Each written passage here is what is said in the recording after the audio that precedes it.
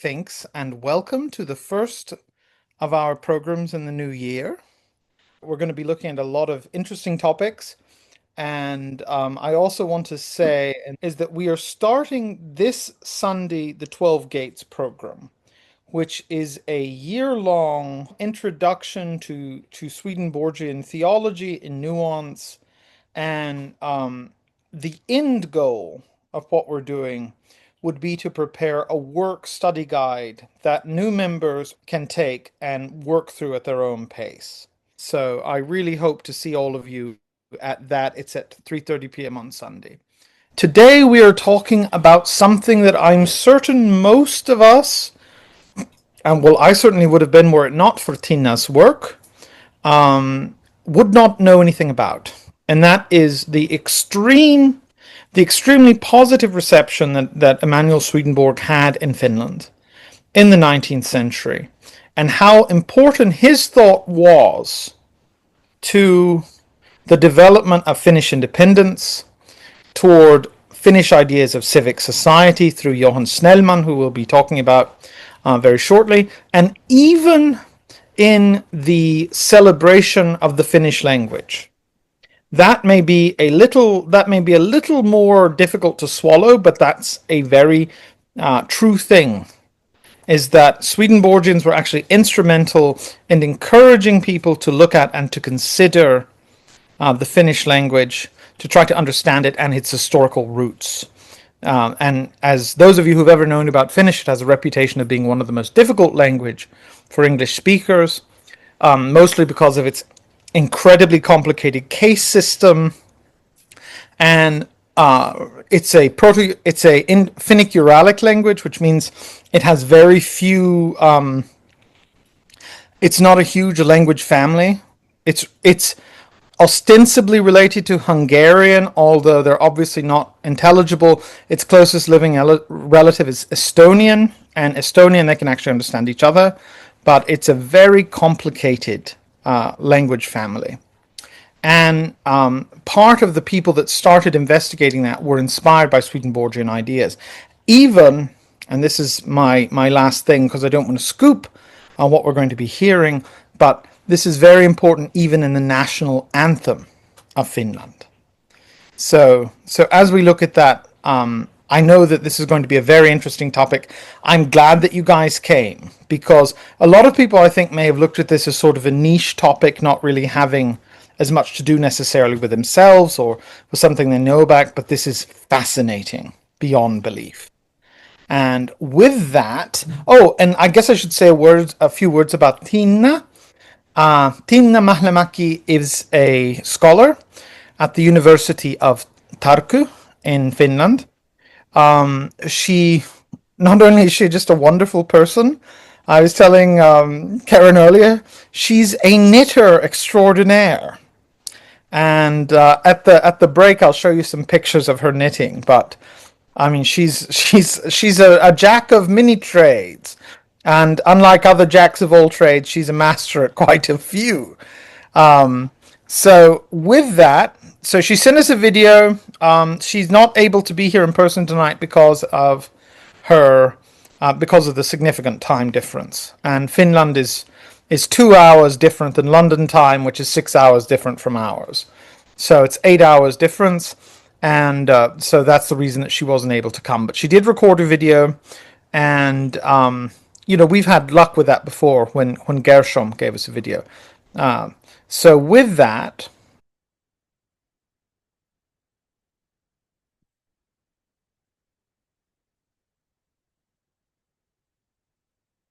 So hi everyone, and thank you for inviting me to give you this talk. I will talk about Emanuel Swedenborg's presence in the Finnish literary field.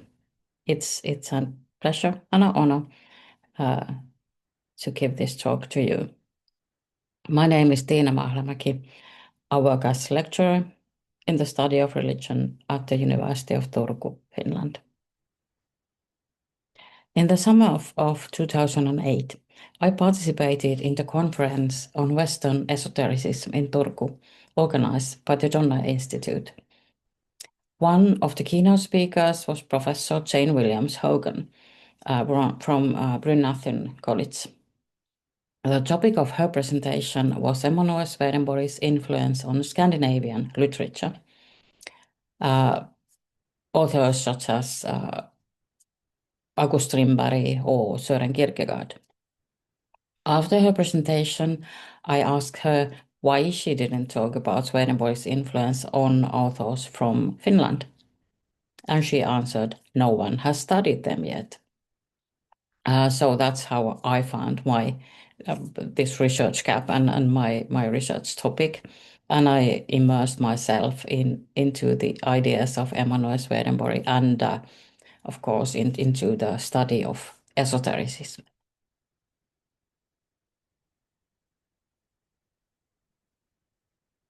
So here, first, this chart describing the amount of pages that have content on Swedenborg in Finnish newspapers. This chart and this digitized database on Finnish newspapers is offered by the National Library of Finland, who has digitized and made available the entirety of newspapers and journals published in the country from the late 18th century onwards. So it is very easy to do searches with keywords, and using Swedenborg as a keyword, one could find 7,635 pages where the name Swedenborg is mentioned. So you can see the chart describing these mentions. The blue line describes the total amount of newspaper pages in each year, and the scale is larger. It's tens and thousands and hundreds of thousands pages, and these red bars, which shows the number of pages where Swedenborg is mentioned. And you can also see that there were not many newspapers in the early 19th century. In 1830, here there were only 8 newspapers published in Finland, of which 6 were in Swedish language. That was the language of government, science, and education at the time. And during the second half of 19th century, the number of newspapers increased rapidly, and from 1880s onward, the total sum of Finnish-speaking newspapers also clearly exceeded the number of Swedish ones. And this period, the late 1800s, is also marked by a growing nationalism and rapid economic and political development. And of course, it's a time that new spiritualities, new religious movements also came to Finland.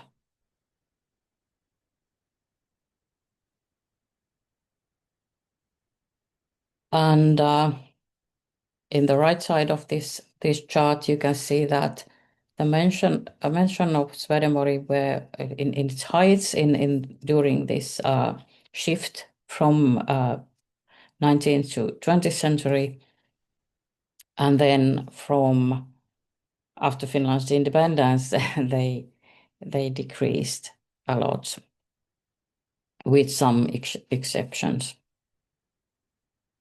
And during the Second World War, the amount of newspaper pages as well as mentions of Swedenborg declined a lot.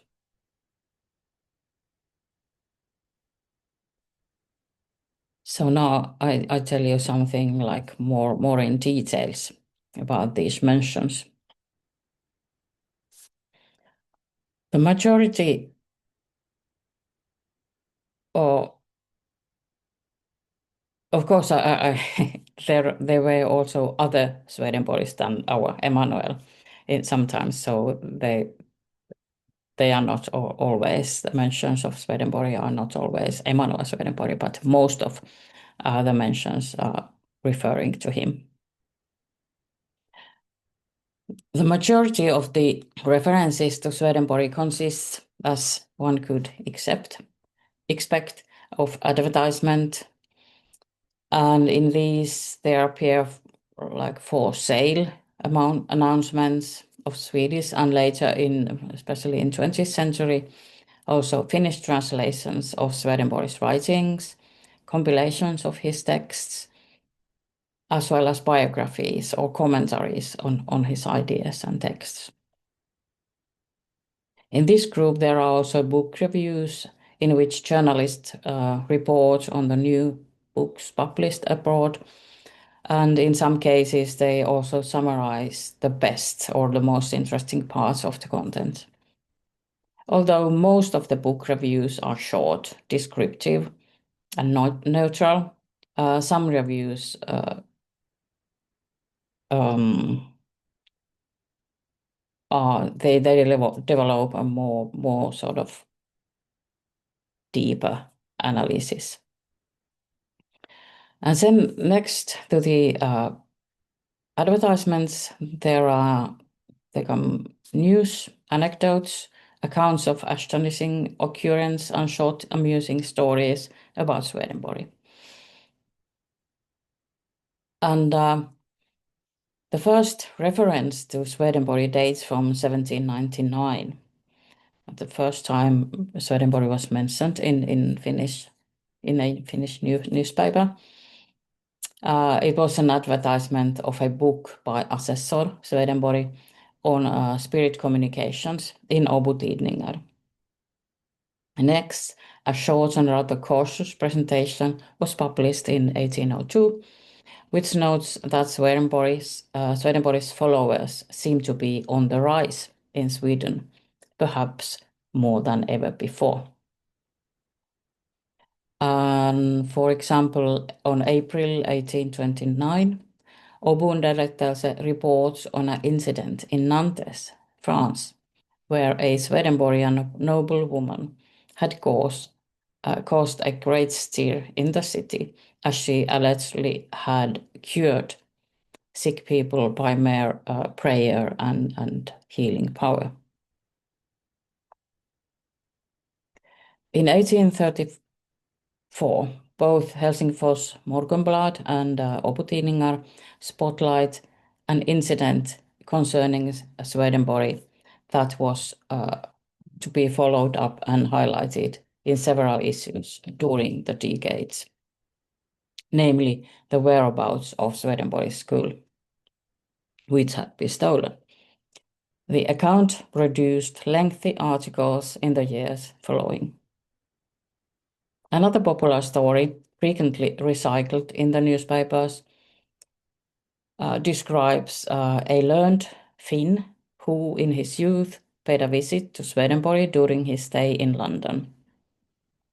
On arrival, the young man was asked to wait outside Swedenborg's office. As he waited, he could hear that his host was engaged in a conversation in Latin. When the conversation was over, the door opened and Swedenborg appeared to escort an invisible guest from his office. After this rather perplexing incident, he invited the Finn to his office and, begging his pardon for the delay, informed him that his companion had been none other than Virgil himself. In some versions of the story, the young man is identified as Henrik Gabriel Portan, a former professor at the Academy of Turku, despite the fact that it is evident that Portan never visited London. The anecdote about Swedenborg, Virgil, and Portan continues to be recycled in newspapers in the years following.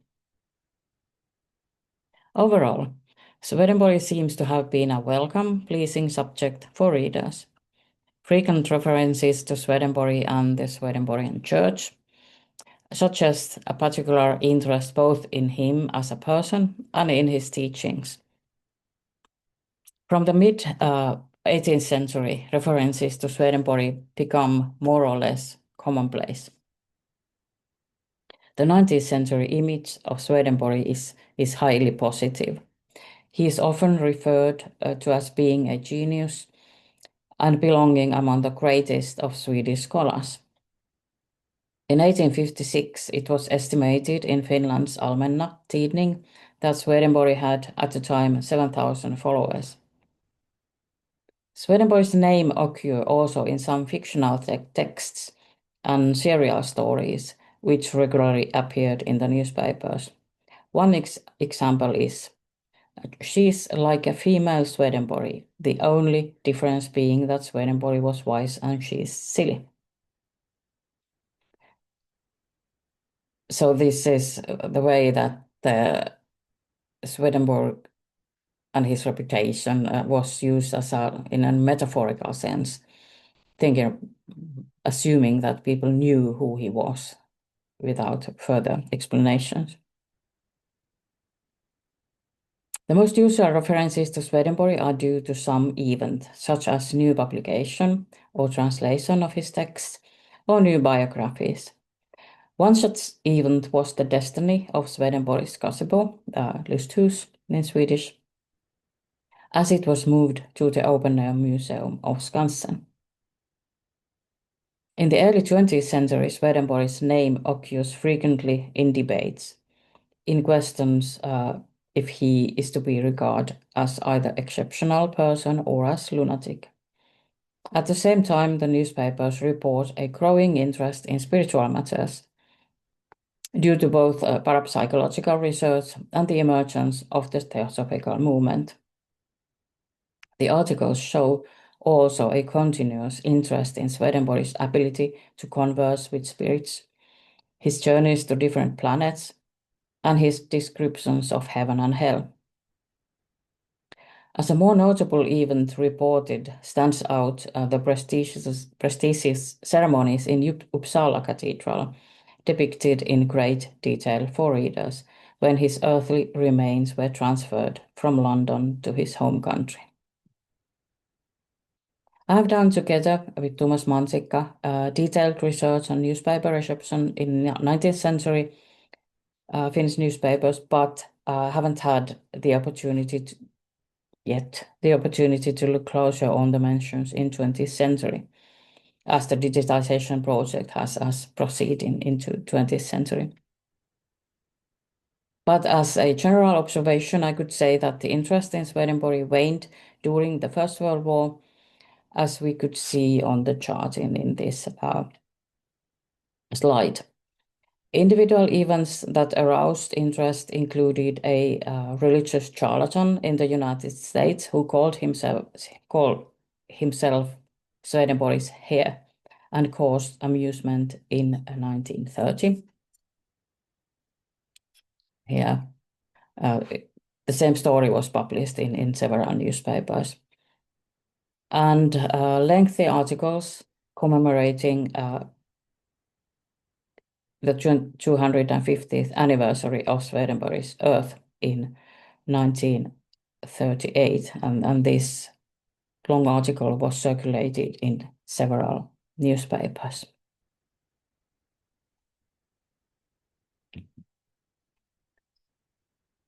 One of the newspapers that published several times and in positive way about Swedenborg was Borgobladet, that was edited by Johan Ludvig Runeberg.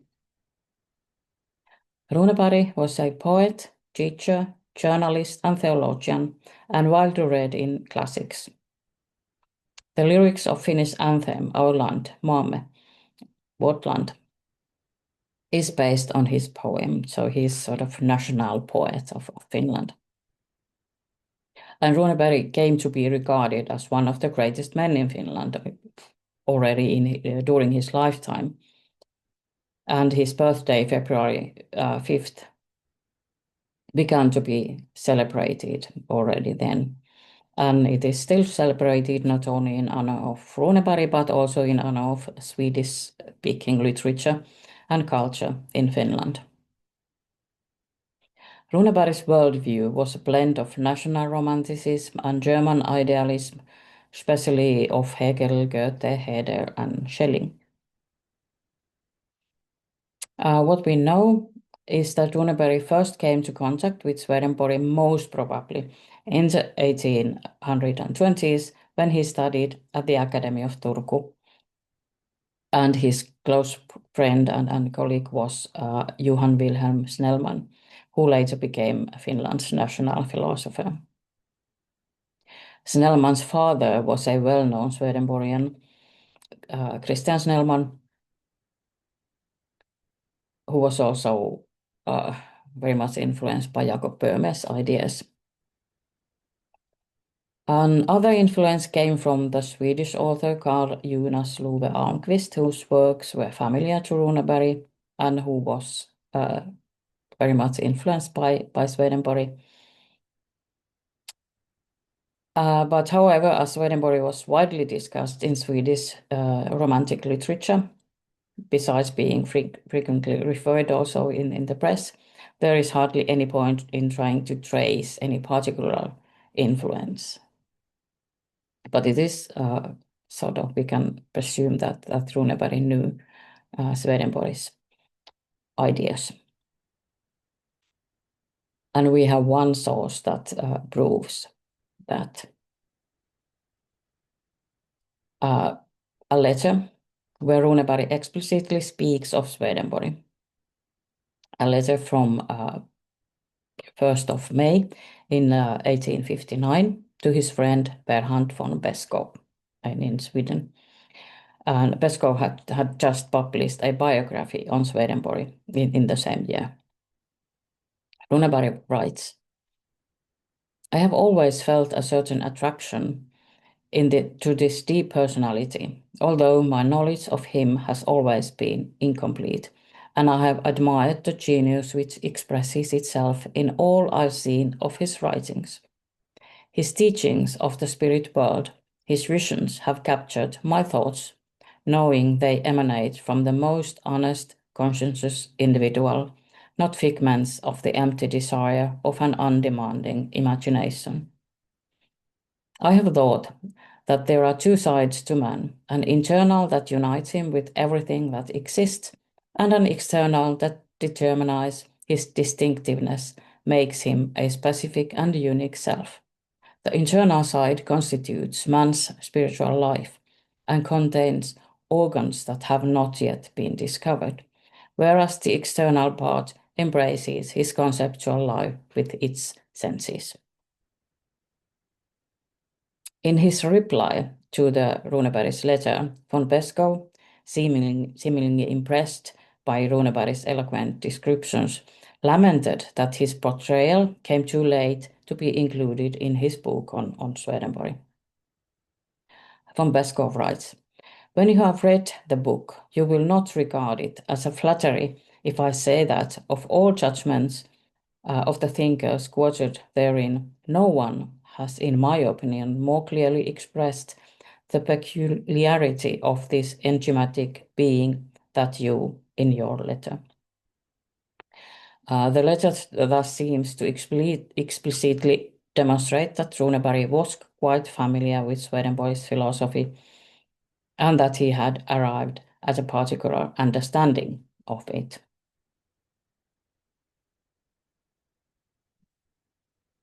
In several of Runeberg's poems and other texts, one can find themes suggestive of a Swedenborgian influence.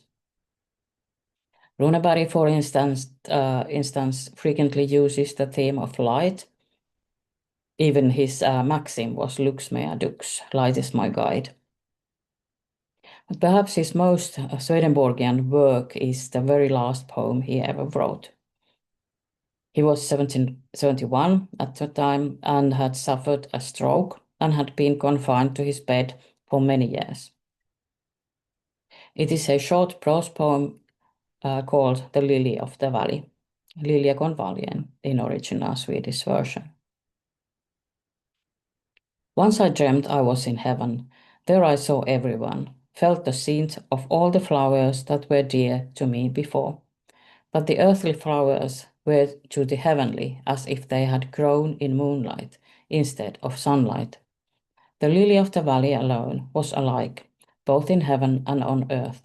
The same color of innocence, the same perfume up there as down here, but here only a few days in springtime, there the whole year round.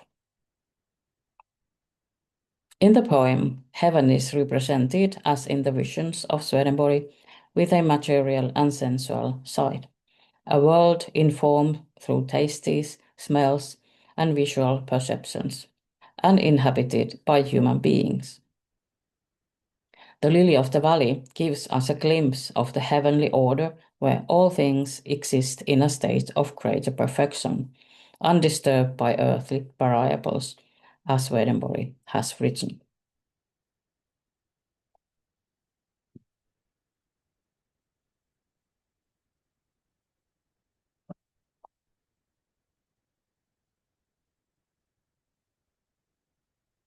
Now to another great author of 19th century,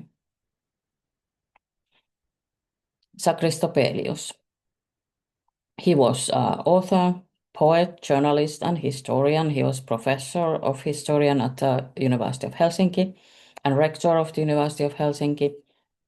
And he was also a pioneer in nature conservation and founded Finland's first animal welfare association. He was especially concerned about birds, little birds. Runeberg was Topelius' teacher, mentor, and friend. Topelius wrote in Swedish as the nobleman at the time. He wrote historical novels, poems, stories for children, and school textbooks, especially the Book of Our Land, Vårt Boken om vårt land, published in 1875, that described the history, landscape, people, and nature of Finland. It was very, very influential. It was used as a textbooks in the schools until the 1940s.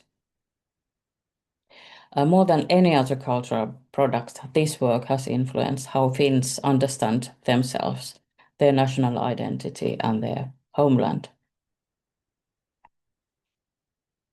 Topelius was definitely influenced by Swedenborg. He was familiar with both Bertrand von Pesco's and Carl Jonas Ole Almqvist's works. He mentions Swedenborg in his speeches, letters, and short stories, and he wrote a poem on Swedenborg. And in his historical novels, there are several Swedenborgian themes. But to say something precise about it would require a more detailed examination of his vast body of work. So I just mention some themes. Because I haven't published anything on Topelius yet. For instance, in Topelius' speech on Porthan, Henry Gabriel Porthan, in 1860, reads, "If great merits were to be measured by the alarm a man caused in the world while he was alive, where would one find a measure for those whose greatness and value only posterity is able to appreciate? Swedenborg, for example, was considered in his day to be a capable assessor in the mining council and, for the rest, a modest dreamer. But 60 or 80 years after his death, the world began to admire him as one of the greatest thinkers who ever lived and the most comprehensive scientific genius that Europe has produced since the time of Aristotle. No comparison between Swedenborg and Porthan can be made, but only now are people beginning to understand that the diligent researcher in Finland's annals was as remarkable a seer and prophet to his people as Swedenborg ever was to Europe and to the world."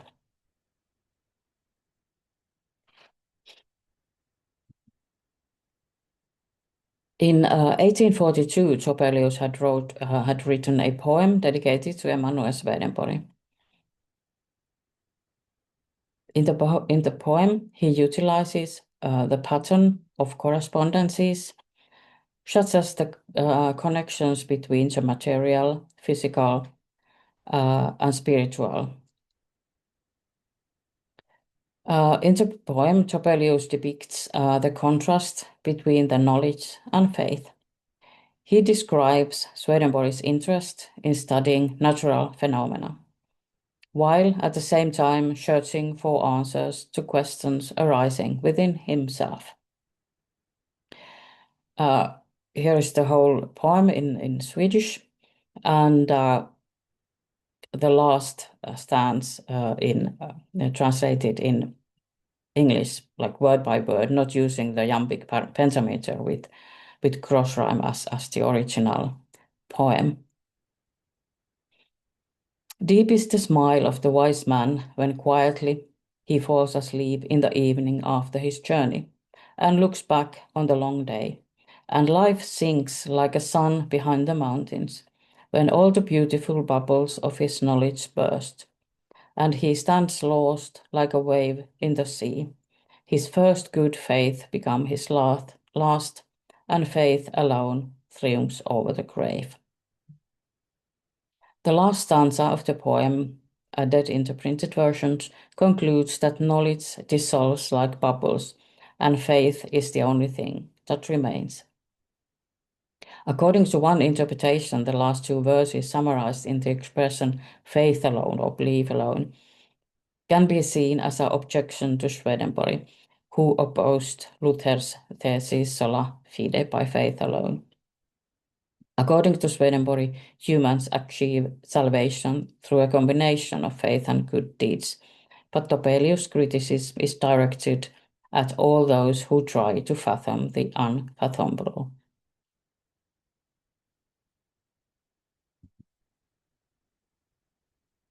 Topelius' last historical novel, originally published as a serial called Planeternas Skildringar, that was published in its entirety in 1889, when Topelius gave it a new name, Stjärnornas kungabarn, or the Royal Children of the Stars.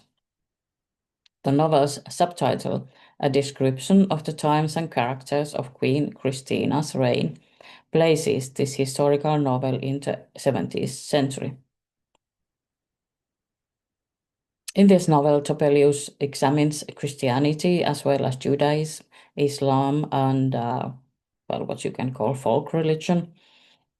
And this work also represents horror romanticism, a tradition of the Gothic novel, in its depiction of the dark side of the soul and also supernatural phenomena. What I see striking is that esoteric influences remain unrecognized or are referred to facilities with the words such as mysticism, natural philosophy, or pantheism by previous scholars.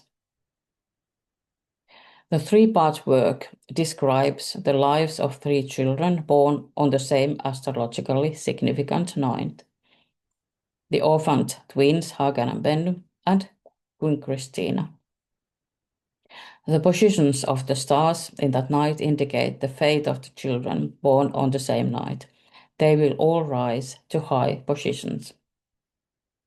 And during their lives, they feel at home among the stars, which also acts as their protectors. In the novel, one can find several esoteric or Swedenborgian themes, such as the overall Gothic atmosphere and scenes, ghosts appearing to people and depicting things, astrological signs, and messages and guidances given in dreams. Similar themes can be found in Topelius' magnum opus, the 15-part historical novel Fälscherns berättelser, the surgeon's stories, that was first published as a serial short stories during 1851-1866. The novel was translated in English as well. And interestingly, one part of the novel is titled Times of Alchemy. There we meet, for instance, Dr. Martti Weiss from the Academy of Turku, an alchemist who is believed to know how to make gold. I'm convinced that this character is most likely based on the person of August Nordenskiöld. But I found this translation only yesterday evening, so I don't have much to say about it at this point, but I will come back. But from the perspective of study of esotericism, Topelius is an extremely interesting subject for future study. And last, I have to mention that during Topelius' last visit to Sweden in the summer of 1896, 2 years before he died, he stopped at Swedenborg's gazebo, Lusthus, in Skansen, in open air museum at Skansen, and he stood in front of the house for a long time in deep contemplation. A person accompanied him recounts the event. We thought we understood this silent thoughtfulness. There was a striking similarity between the great dead man and the great living man, a fascination with the mysterious, the wonderful, the incomprehensible to the causes, senses. And this encounter, it was published also in several Finnish newspapers.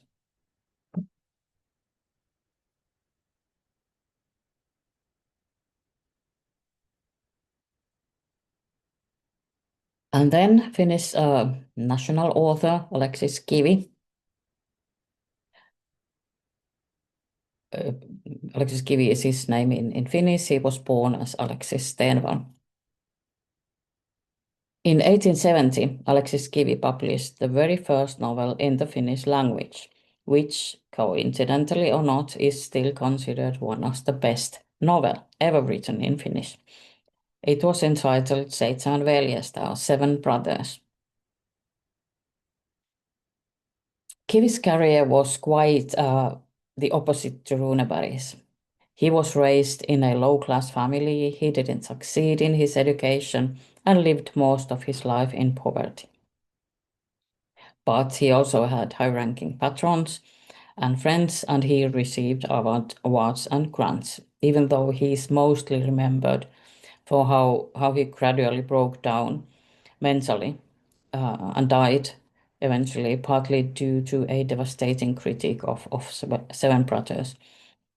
And he died at the age of 38. While Runeberg seemingly didn't own any writings of Swedenborg, but discusses him in a letter, Kivi, on the contrary, owned a book on Swedenborg, but does not mention him anywhere in his production that has remained. In 1856, Kivi bought the small leaflet entitled Emanuel Swedenborg's Andessyner, Spiritual Visions of Swedenborg.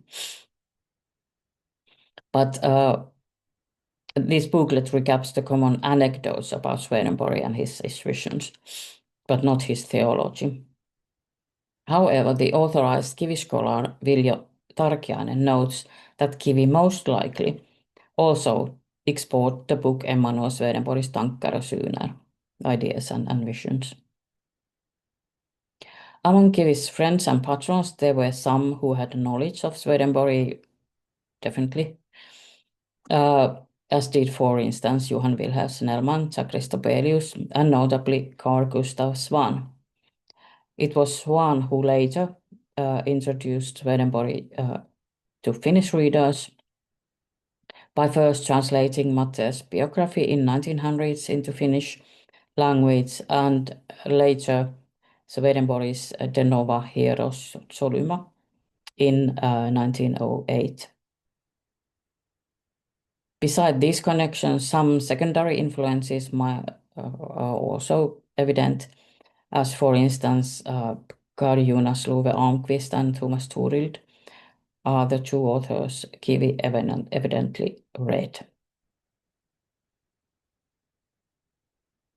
In Kivi's work, Certain themes can be identified that suggest a Swedenborgian influence. On a general level, one striking characteristic is that Kivi's technique is constructing his works, especially Seven Brothers, that it follows a pattern of correspondence. And furthermore, in his novels, Kivi employs the idea of spirits living near us, journeys to other planets. In Seven Brothers, there is like a quite fantastic description of a trip to the moon with Satan. And probably the most strongest evidence for an influence is the heavenly marriage. In his novels and plays, Kivi frequently portrays spirits of the dead, or ghosts as he calls them. They are present and tangible in the novels, although invisible to the eyes of the real characters. They dwell in our material world, they are active and they do things, and also feel things.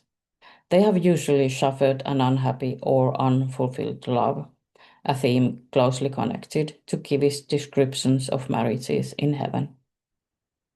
Men and women who love each other but cannot get married in this world are able to join each other and live together in eternity. In Kivi's comedies, heavenly marriages are, on the other hand, maintained by those who fail to find suitable partner in this world. When they die, great wedding parties are instigated in heaven. Kivi's vision of heaven is definitely a modern heaven, stemming from a change in the religious perception that has been detected from the early 19th century, a change principally caused by Swedenborg. The modern perspective of heaven emphasizes a nearness and similarity of the spirit world with ours, and epitomizes love, family, progress, and work as eternal entities. It is very much this heavenly order that we meet in Kivi's work. His otherworldly characters get married, they eat and drink and celebrate, and what is more, they want to be useful and find some useful jobs out there. Swedenborg's overall impact on the culture and spirituality in Finland during the 19th century appears to have been both multilayered and, in some instances, even profound. Swedenborg's extraordinary life and doctrine seems to have guaranteed a sustained interest and curiosity in him, as attested by the newspapers. An influence remarkably positive from its outset and is in steady increase in the course of the 19th century. Additionally, through the works of Runeberg, Topelius, and Kivi, three principal cultural heroes in 19th century Finland, Swedenborgian principles might be demonstrated partly within mainstream spirituality, promoted by German idealism and Swedish romanticism, partly by an expanding book market endorsing contemporary works on Swedenborg, as well as new editions and translations of Swedenborg's own writings. After I familiarized myself with these male authors who were influential in 19th century, I became interested in learning how Swedenborg was portrayed in 20th century literature, and above all, I wanted to study female authors. By chance, if chance exists at all, I came across a book in an antique bookshop. The book was called The Living and the Dead, written by Kersti Bergroth, published in 1945. Even though Kersti Bergroth was a well-known writer in her own day, she is, however, almost unknown to Finnish readers of today, as she was for me until I found this book of her, and then I dwelled myself into her life and her work, and have written extensively on it. But now just this one book, The Living and the Dead, eläviä ja kuolleita. The plot of the novel is quickly told. A young woman, Anna, is living an isolated and ordinary life in a small and tidy home with her husband. After a brief illness, the husband dies, and the young man starts to write her doctoral dissertation on the friendship of Johann Wolfgang von Goethe and Friedrich Schiller.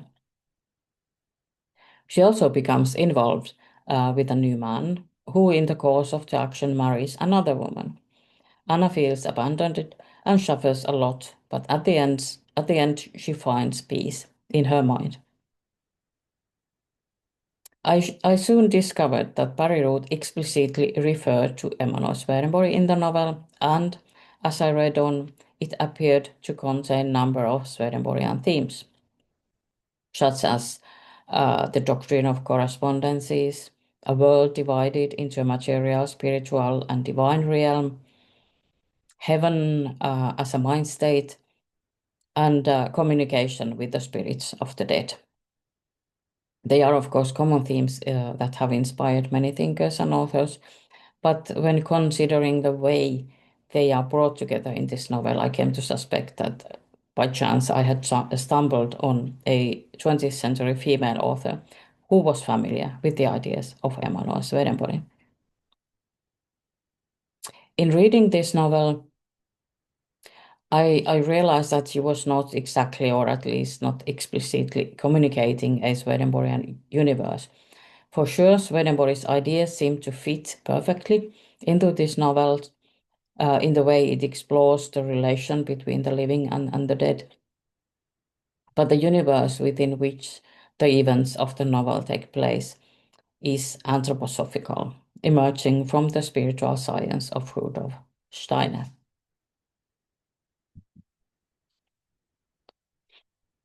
In the novel, Bergroth refers only once to Swedenborg, and at the same time also to Rudolf Steiner, in a passage where she reads Swedenborg through Steiner.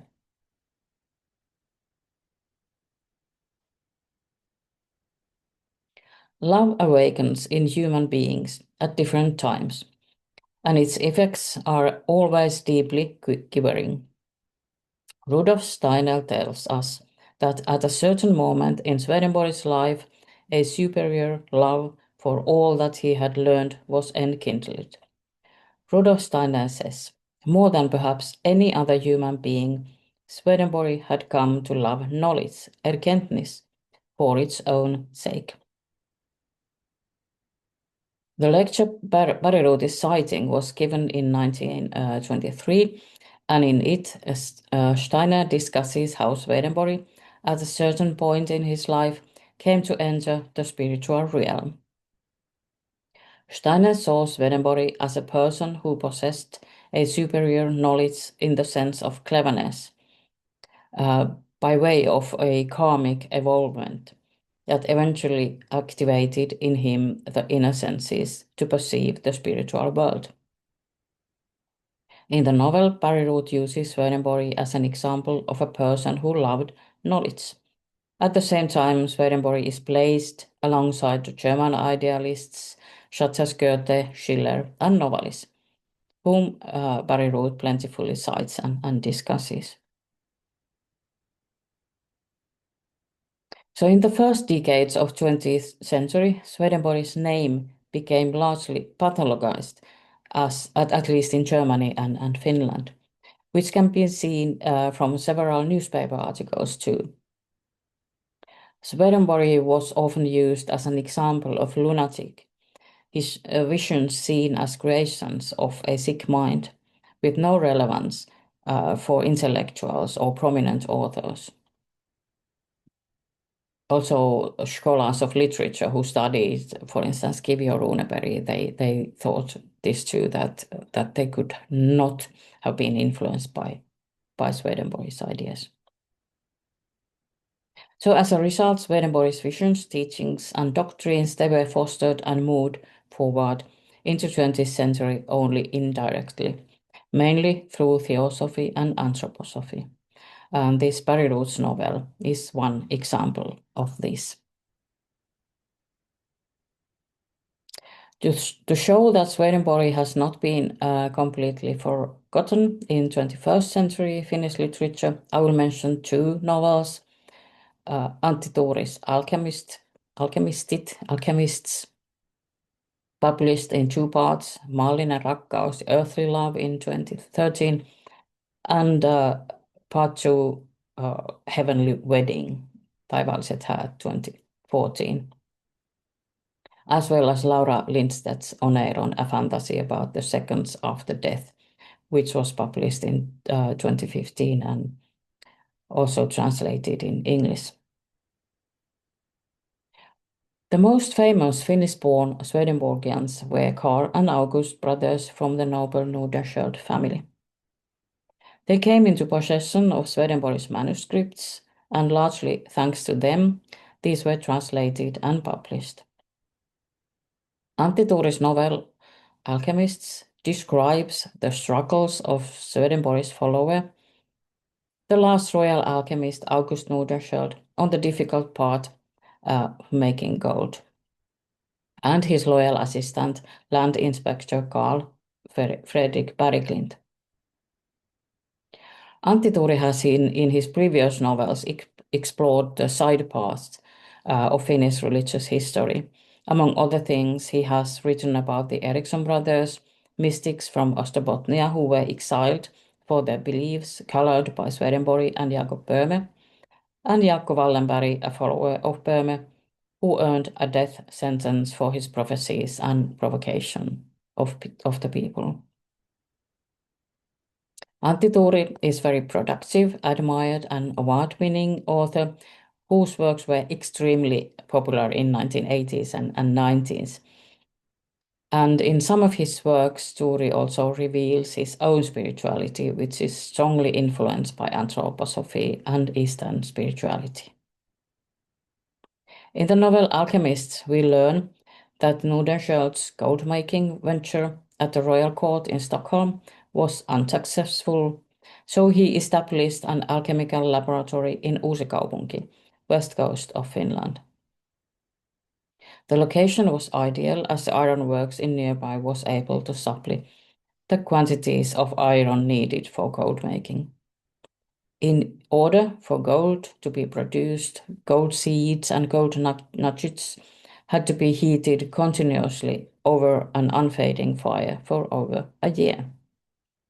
Berglind took care of this long and monotonous process of gold making, while Nordenskiöld himself went in search of funding for the project and also to escape his previous creditors as well as his unsatisfied family life. Nordenskiöld was a devout Swedenborgian, trying to create a new Jerusalem in the manner of his role model, but Nordenskiöld's spirituality in the novel, at least, seems superficial. He reads, writes, and speaks highly of Swedenborg's ideas, but does not implement them in his concrete everyday life. Despite his lofty speeches, he only wants gold to satisfy his own needs. Berglind, on the other hand, is sincerely interested in Swedenborg's philosophy and strives to live according to the ideals he sets forth. So Berglind seeks also this transformation, this spiritual transformation, while making gold. Although a product of the author's imagination, The Alchemists is also based on research and on especially on archival sources, and it makes extensive use of the letters written by Berglind that can be found in the Swedish National Archives in Stockholm.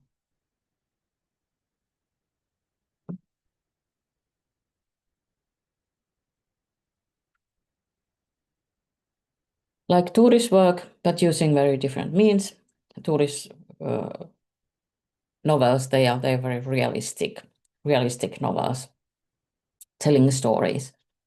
Laura Lindstedt's novel, they are like more postmodern novels, more literary novels.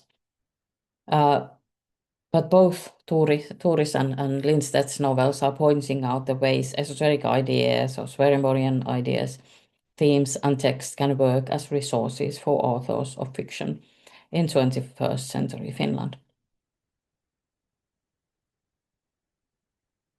In contemporary works of fiction, it is not uncommon that to find a list of references at the end of book, and so that happens also in Oneiron.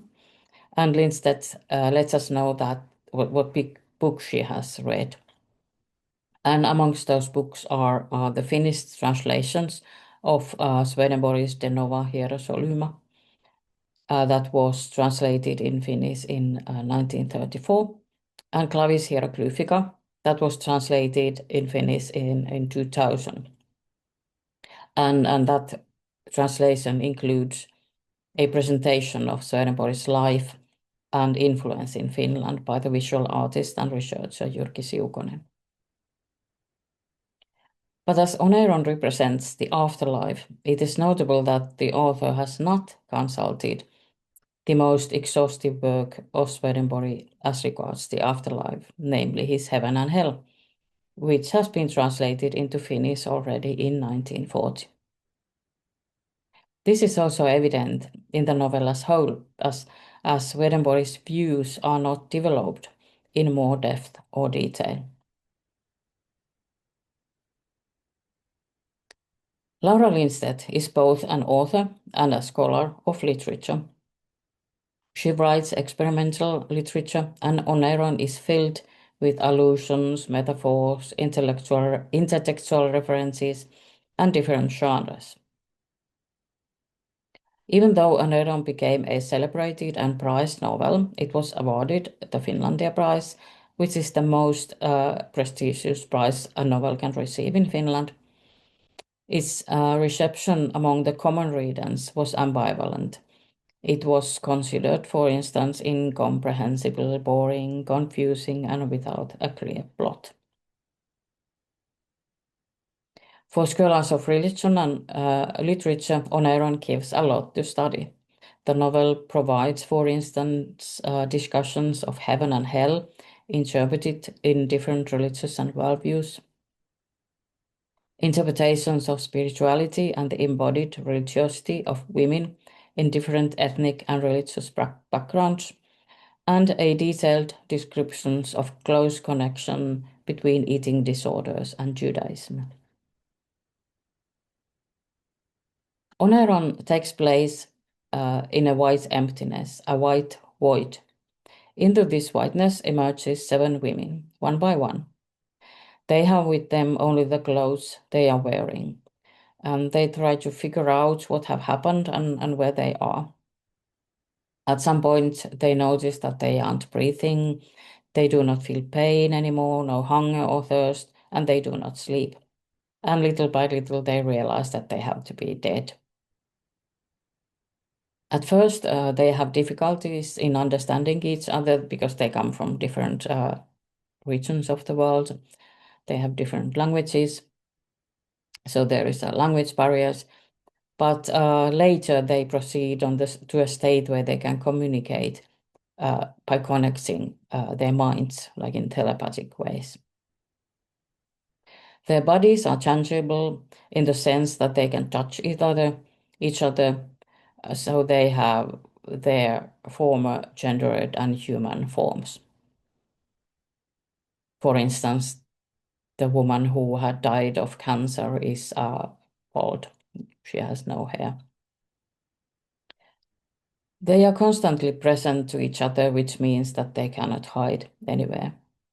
And finally, in the novel, their minds desire to move forward and to give up. And with the assistance of the magical word Oneiron, they confront the events that will lead to their deaths and departure from the emptiness. Each one encounters her own death and moves forward with the help of the others. What remains of them in the world are memories presented in Oneiron in a form of newspaper articles, obituaries, and necrologies published after their deaths. One of the 7 women is Polina, a bookkeeper from Moscow, Russia. She's very talkative, little bit overweight, wearing a massive fur coat and only one winter boot. And as we find out, she dies in early spring 2005, drunken, sank in a heap of snow. She was an alcoholic and a lover of literature. She used to read and drink every evening. What is interesting with Polina is that she has read Emanuel Swedenborg and loved it. And in the exact middle of the novel, Polina gives a lecture on Swedenborg and his interpretation of afterlife for other 6 women as audience. Polina starts, "Listen up, ladies. Once there was a mystic who was sometimes called a philosopher. He described the afterlife in a way that slightly resembles where we are now." In Polina's lecture, we are informed. According to modern conceptions, Swedenborg is the first modern architect of heaven. He divided the afterlife into 3 parts: heaven, hell, and some sort of intermediate space, the spirit world, a place where the dead go first. There is no time in the spirit world of the dead, and in the afterlife, changes in spiritual state correspond to differences in time. Polina then goes on with her lecture and describes the corporeality and sensuality of Swedenborg's heaven and his understanding of love as a conjunction. Pauline also cites Swedenborg from her memory. "And what do you say of this? The spirit of man after the death of the body appears in the spiritual world in a human form, in every respect as in the world. He enjoys the faculty of seeing, of hearing, of speaking, and of feeling, as in the world. And he is endowed with every faculty of thinking, of willing, and of acting, as in the world. In a word, he is a man as to each and everything, except that he is not encompassed with the gross body which he had in the world." In the afterlife of Oneiron, the women have a body, a same more or less dysfunctional body as during their lifetime, but a body that feels nothing, which is a relief for most of them. That is because their bodies in the world during their lifetime had suffered a lot from, for example, childbirth, anorexia, cancer, or domestic violence. Oneiron suggests that caring for others is the most vital, motivating impulse that gives meaning to our lives. Polina differs from the other women not only based on her knowledge on Swedenborg's writings, she is the only one who gets stuck into the white void. When in the last part of the book the women, one by one and supported by the others, reach back to the time of their death, Polina misses her own death in the heap of the snow and has to return to the whiteness. And in this process, she forgets everything that she had experienced with the other women. Even the world forgets and replaces her, as we can learn from the work announcement in the end of the novel. According to my interpretation, Oneiron can be seen as reading and reinterpreting Swedenborg's ideas by giving us a glimpse of a gendered and corporeal interpretation of afterlife.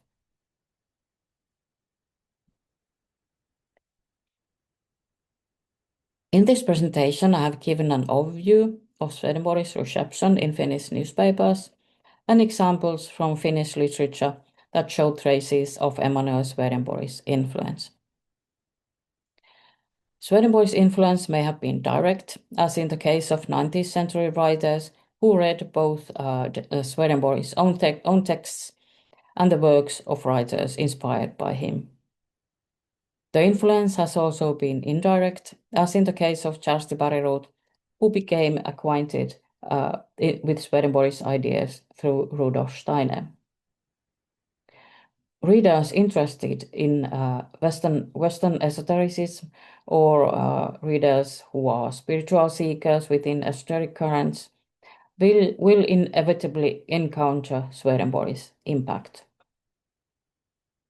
The closer we get to the present day, the further away writers position themselves in relation to Swedenborg's world of ideas. He serves as one of many resources that writers use to achieve their own artistic goals.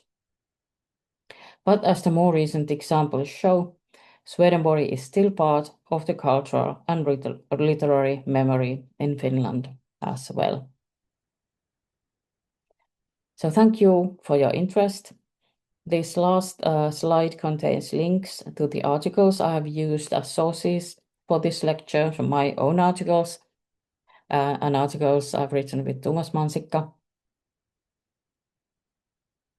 And if you have any questions or comments, please feel free to email them to me. My email address is here at the end of the slide. So thank you very much for your attention. I think what Tiina is also bringing up is that there is something very much about the development of Finnish political culture and the idea of Finnish mutual responsibility that was very, very influenced by Swedenborg. And, you know, but we can talk about that. I put a few things in the chat. So if you are interested, here are actually the two links to Swedenborg's reception was in Theosophy, and the second one, Tiina Mahlamäki and Toomas Mansikka, his visions have captured my thoughts. Those are available for free on academia.edu. So if you're interested in diving a little bit deeper into this topic, we can talk about that.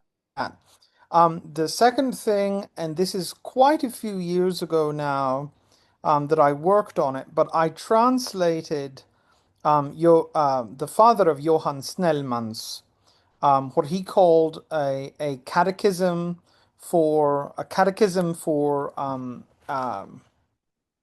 the Finnish people, which was a mixture between like a religious catechism and also a sort of like a religious treatise and some of its direct quotations from Swedenborg. And that's a really, really, really interesting piece as well. Now, the only thing I wanted to add, I couldn't remember if she discussed this man or not. This was the one that I was talking about a little bit earlier. His name is Kostren. Matthias Alexander Kostren was a pioneering Finnish linguist and ethnographer whose work on Uralic languages and northern mythologies shows strong thematic affinities with Swedenborgian ideas, especially his belief in symbolic correspondence and the layers of a spiritual cosmos. Though at this present moment, we only have one record where he mentions Swedenborg directly, but it is a very important one. And as I mentioned, he was one of these first Finnish investigators, both in the language and also with native peoples, indigenous tribes, both the Sami in Finland, but also further Asian tribes. So, and this was the only point I wanted to bring up, but it's related directly to Kostrin's understanding about the Finnish language. So Kostrin's writing repeatedly treat myth, ritual, and language as repositories of symbolic meaning rather than as mere curiosities. He approached shamanic cosmologies and oral traditions with an interpretive lens that sought underlying structures and correspondences, an approach that closely resonates with and mirrors Emanuel Swedenborg's doctrine of correspondence, which says natural phenomena mirror spiritual realities and that symbolic forms encode higher truths. Swedenborg's broader cultural influence in 19th century made his ideas available to many Northern European intellectuals, and Kostren is one of them. And this cultural diffusion helps explain why Swedenborgian motifs appear in the interpretive vocabulary of scholars like Kostren, even when he does not explicitly cite Swedenborg.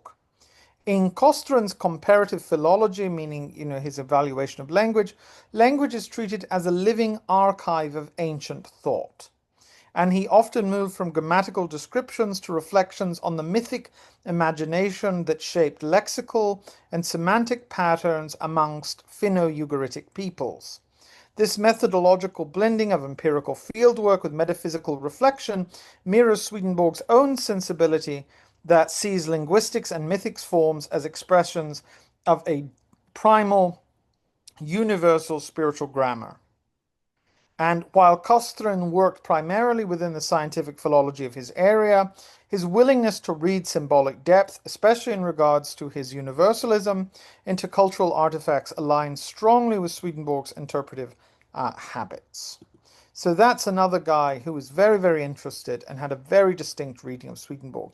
We can go on. And one of the more interesting things when I have enough time, I want to write a book about Swedenborg's influence on the study of language. Last year, the same time, we had a linguist, and a lot of people were sort of confused. Why would we invite a Turkish language scholar to come and talk ostensibly to a religious organization? And the reason was very simple. The founder of Turkic linguistic studies was a Swedenborgian who wanted to understand the correspondences in the Turkic language. And that was hidden for 70 years. People hid that. His wife and his children took the writings where he really expressed why he was doing what he was doing and put them away. It wasn't until the 1920s that we discovered it, and he was already well forgotten. But that's a part of our history that's very interesting, and it shows the influence that was there and also the hesitation to acknowledge it. Let's have some discussion.